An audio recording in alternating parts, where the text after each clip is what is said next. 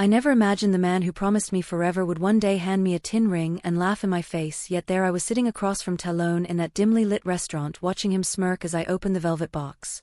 The ring inside looked like something from a vending machine, dull silverish metal already tarnishing at the edges, and when I looked up confused he actually laughed out loud. "You said loud enough for the couple at the next table to hear you don't need a real one." My throat tightened, but I smiled anyway because that's what I'd learned to do over 5 years of marriage: swallow the hurt and pretend everything was fine. The waiter approached with champagne, and Talon raised his glass grinning like he just told the funniest joke in the world, while I sat there holding that cheap piece of metal feeling something inside me crack.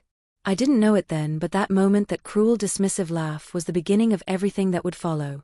Not revenge exactly, but something quieter, something that had been growing in the spaces between his insults, waiting for the right moment to bloom. My name is Mira, and before that night, I was the kind of person who believed in second chances and third and fourth. I ran a small flower stall by the harbor in our town, a place where seagulls cried overhead and the air always smelled like salt and possibility. Every morning before dawn I'd arrange bouquets of roses, daisies, and lavender, my hands stained green and brown from soil and stems. The fishermen knew me, the elderly couples taking their morning walks knew me, and slowly I'd become known as the woman who gave flowers away. Not all of them, just one bloom each day to someone who looked like they needed hope. I'd tie a tiny note to the stem, something simple like "You are loved" or "Keep going," and I'd watch their faces change as they read it. My neighbor Rhett, who sold fish at the stall beside mine, used to shake his head and say, "You'll never get rich giving them away." I'd smile and tell him maybe that's not what I'm trying to grow. But the truth was I gave those flowers away because kindness was the only thing that still made me feel like myself. Home was different. Talon worked in sales, or at least that's what he told me, though I rarely saw evidence of it. Most evenings I'd come back smelling like petals and earth, and he'd wrinkle his nose in disgust. "You smell like flowers again," he'd say without looking up from his phone. "Try smelling like ambition for once." I learned not to respond because every word I said seemed to irritate him further. He'd scroll through his phone during dinner, barely touching the food I'd made, and when I asked about his day he'd grunt something non-committal. Our anniversary dinner was supposed to be different.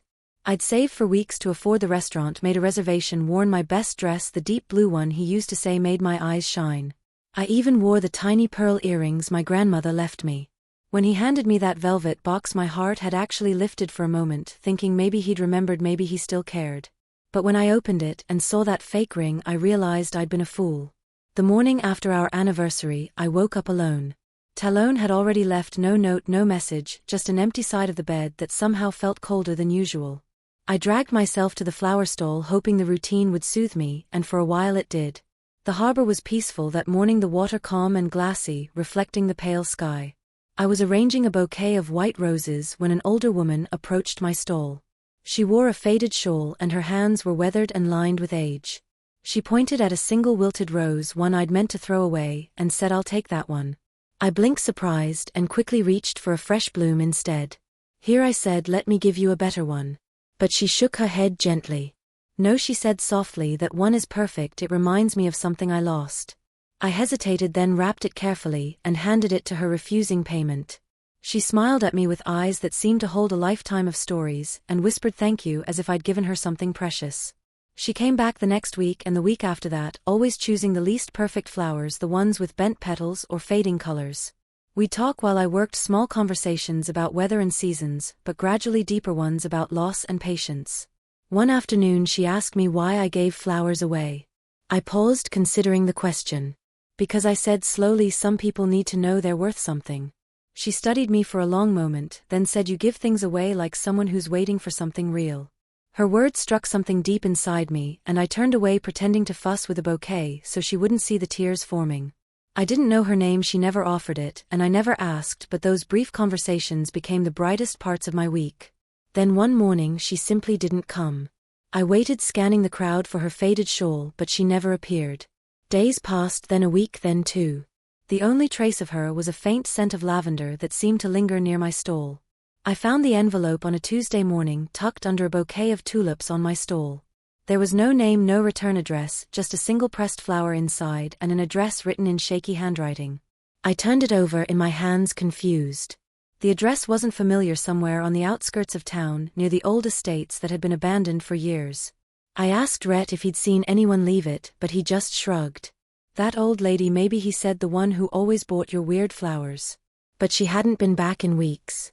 I slipped the envelope into my apron pocket and tried to focus on work, but my mind kept drifting back to it. That evening when I got home, Talon was sprawled on the couch, his phone in one hand, a beer in the other. I made dinner, set the table, and called him over. He barely glanced at the food. "What's this?" he asked, like I'd served him garbage. "Dinner," I said quietly. He rolled his eyes and went back to his phone, leaving me sitting alone at the table again. 3 days later I decided to visit the address. I didn't tell Talon where I was going, not that he would have cared. The path leading to the estate was overgrown with weeds, wildflowers pushing through cracks in the stone. The building itself was old, crumbling in places, but beautiful in a haunting way. Vines climbed the walls and broken windows stared out like empty eyes. I hesitated at the door, then pushed it open. Inside the air was thick with dust and silence, but underneath it all I smelled roses. The walls were lined with shelves holding hundreds of glass bottles, old perfume vials, each labeled with names of flowers. Lavender, jasmine, peony, rose. I walked slowly through the space, my footsteps echoing, until I reached a table near the back. On it lay a letter addressed to me in the same shaky handwriting. My hands trembled as I opened it. "If you are reading this, I am gone. But your kindness brought my daughter's memory back to life. Thank you for that." I read the letter 3 times, trying to make sense of it.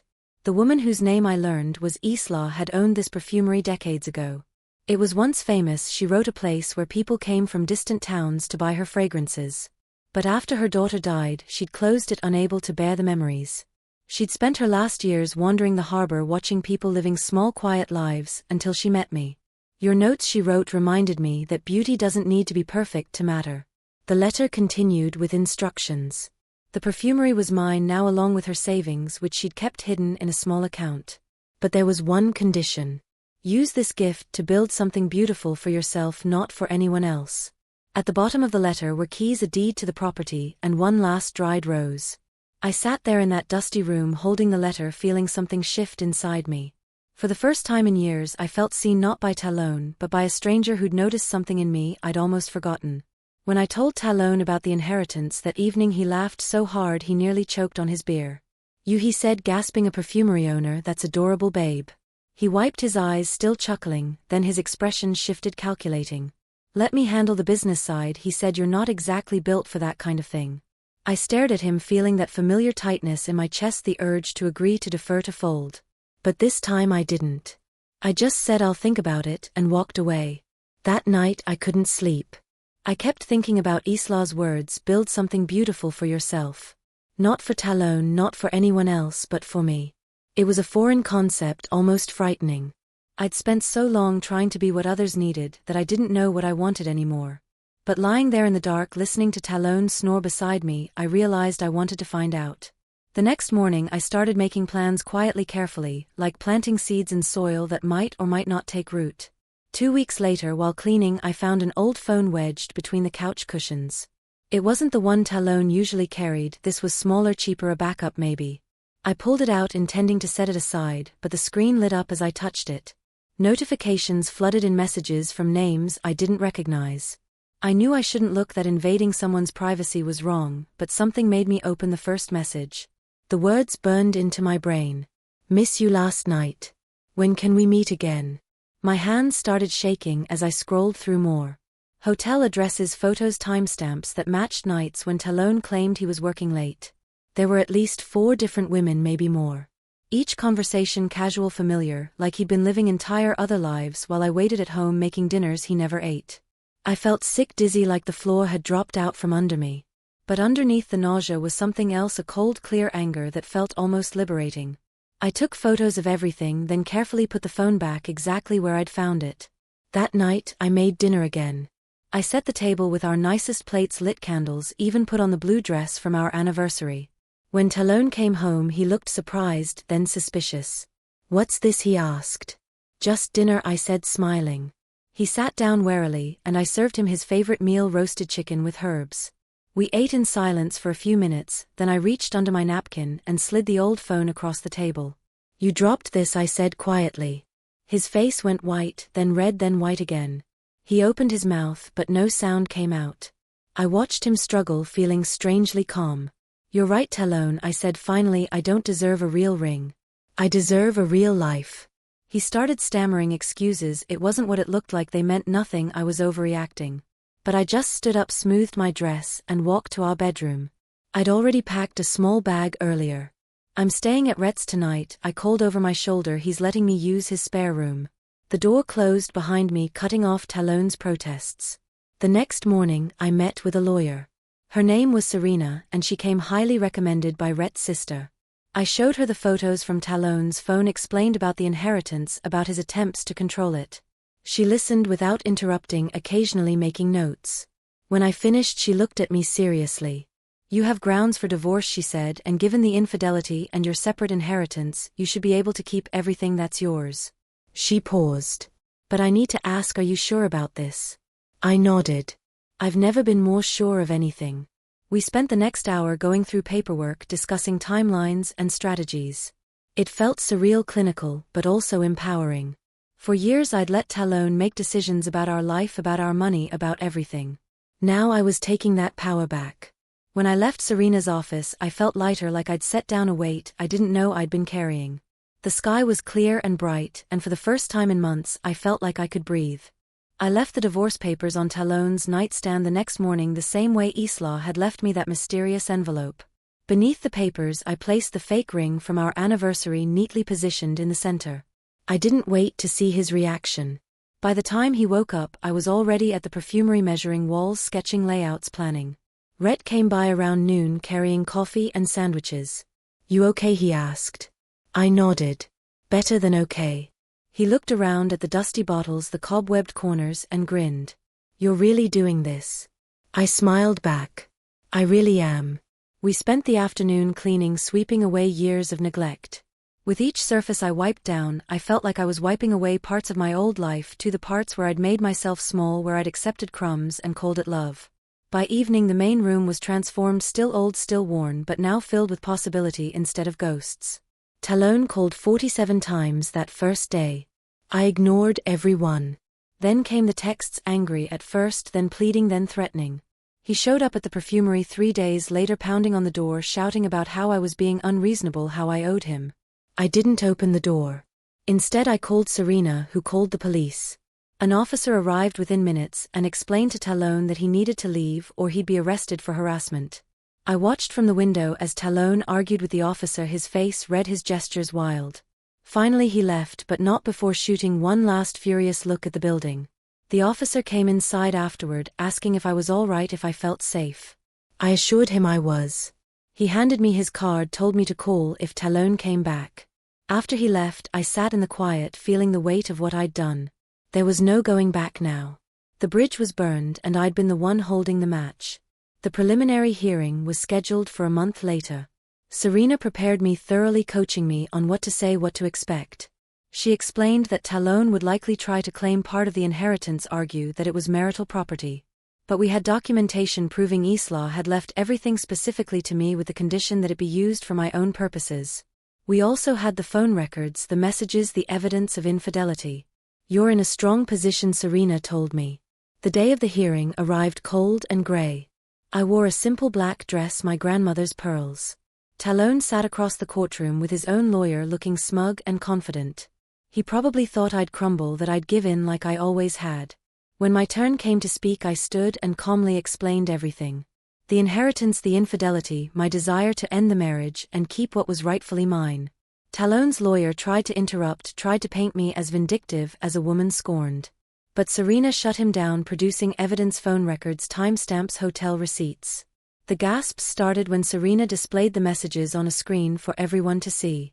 Talon's face went from smug to panicked as his own words condemned him. His lawyer tried to object, but the judge overruled him. The evidence was clear, indisputable. When it was over, the judge looked at Talon with barely concealed disgust and ruled in my favor. The marriage would be dissolved, I would keep the inheritance, and Talon would receive nothing except his personal belongings. As the gavel fell, I felt something release in my chest, years of tension and self-doubt evaporating. Outside, the courthouse reporters who'd somehow gotten wind of the story crowded around, asking questions. How do you feel? One asked. I paused, then said simply, lighter. Serena guided me through the crowd to her car, but before I got in I looked back at the courthouse, at Talon standing alone on the steps, looking lost and small. I didn't feel triumph, exactly, just relief. The weight was gone and I was free. I threw myself into the perfumery. I hired contractors to fix the roof, repair the windows, replace the rotting floorboards. I spent hours studying Isla's old recipes, learning about essential oils and fragrance notes.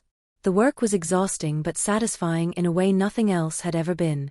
Every night I fell into bed covered in paint and dust but smiling. Rhett helped whenever he could, and slowly others joined in. The baker from down the street brought pastries. The carpenter who fixed my shelves refused payment, saying he remembered Isla's perfumery from his childhood, wanted to see it alive again. The town was rallying around me around this project, and it felt like I'd found a community I didn't know existed. 3 months after the divorce was finalized, I held a soft opening. Just friends and neighbors, nothing fancy. But they came, dozens of them, filling the space with laughter and warmth. I'd created signature scents, each inspired by someone who'd helped me along the way.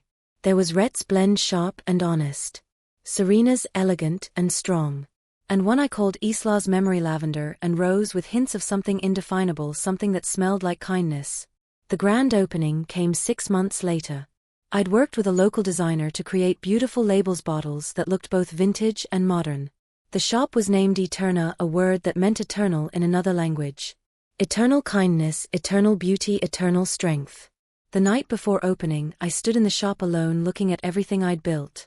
On the wall hung a portrait of Isla that I'd commissioned based on a photo I'd found in her belongings.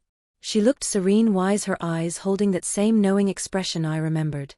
"Thank you," I whispered to her portrait, "for seeing me." The next morning a line stretched down the street. People who'd bought my flowers over the years came to support me. Tourists who'd heard about the story came out of curiosity. By noon we'd sold half our inventory. By evening we were almost completely out of stock. Rhett helped manage the crowd, his usual skepticism replaced by genuine pride. "You did it," he said, shaking his head in amazement. "You actually did it." A week after opening, a young girl came in with her mother.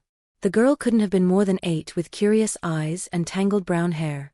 She wandered around, touching bottles, reading labels, until she stopped in front of Isla's memory. "What's this one?" she asked. I knelt down to her level. "That one," I said, "is special. It's made from flowers that people thought were too broken to be beautiful." She considered this seriously. "Like the roses my teacher throws away." "Exactly," I said. She smiled, then tugged her mother's sleeve, asking if they could buy it. Her mother hesitated, looking at the price, but I shook my head. "This one's free," I said, wrapping it carefully. "But you have to promise me something." The girl nodded eagerly. "Promise me you'll remember that even broken things can still bloom." She hugged the bottle to her chest like treasure and promised.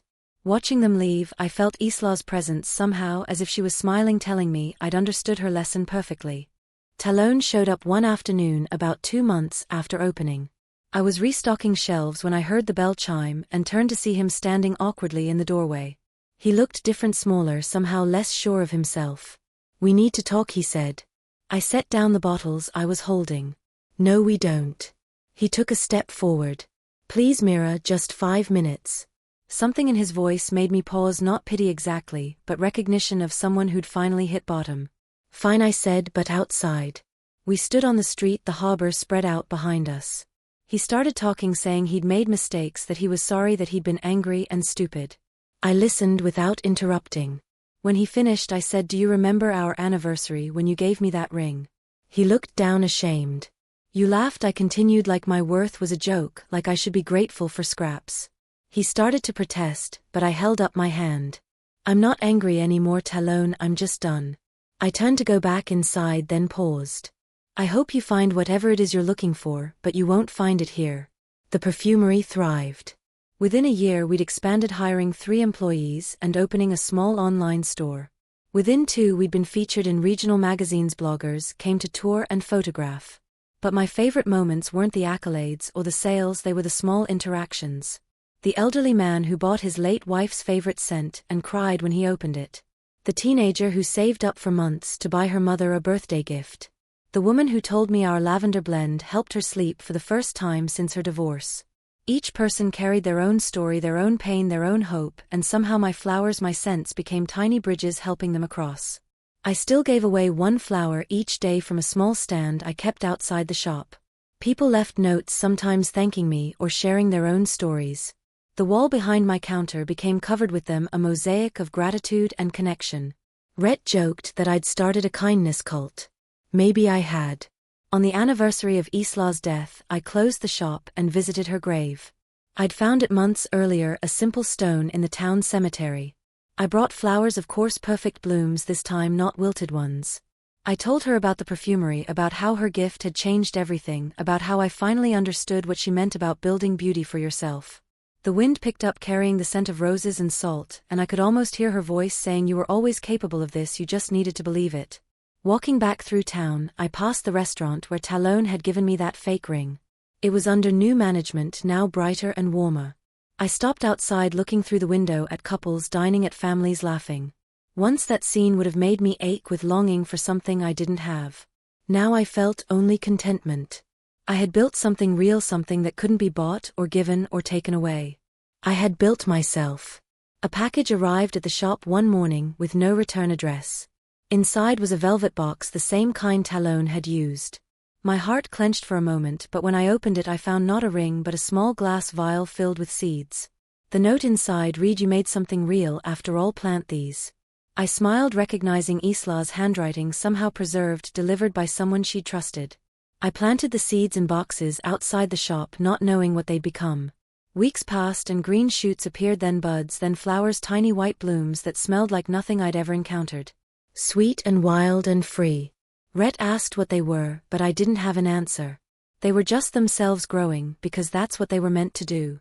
I left them there untrimmed and wild, a reminder that beauty doesn't always follow rules, that sometimes the most extraordinary things come from seeds we didn't plan for, from gifts we didn't expect, from kindness we gave without thought of return. 3 years after that awful anniversary dinner, I received an invitation. The town council wanted to honor local businesses, and Eterna had been chosen for an award. I almost declined. Public recognition still made me uncomfortable, but Rhett convinced me to go. The ceremony was held in the old town hall, decorated with flowers, many of them from my shop. When they called my name, I walked to the stage, my hands shaking slightly. The mayor spoke about community and perseverance, about how one person's kindness could ripple outward. Then he asked me to say a few words. I looked out at the crowd, seeing familiar faces, people who'd supported me, who'd believed in me when I didn't believe in myself. I thought about Isla, about that first wilted rose, about the journey from that crushing moment in a restaurant to this one standing here whole. People chase diamonds, I said finally, but the truest ones grow from dirt and sunlight and patience. The applause was warm, genuine, and as I walked off stage I felt Isla's presence again, that gentle approval, that quiet pride. Life settled into a rhythm after that. The shop became a fixture in town, a place people visited not just for perfume but for the feeling it gave them. We hosted workshops teaching people to make their own scents. We partnered with local flower farms, creating a supply chain that supported the whole community. I bought a small house near the harbor with a garden where I grew my own flowers. Some mornings I'd wake up early and walk to the shop, watching the sunrise paint the water gold and pink. I'd think about who I'd been, that woman sitting in a restaurant accepting scraps, and who I'd become. The transformation hadn't been dramatic, not really. It had been small choices accumulating one after another, like petals forming a bloom. The choice to give flowers away. The choice to accept Isla's gift. The choice to leave.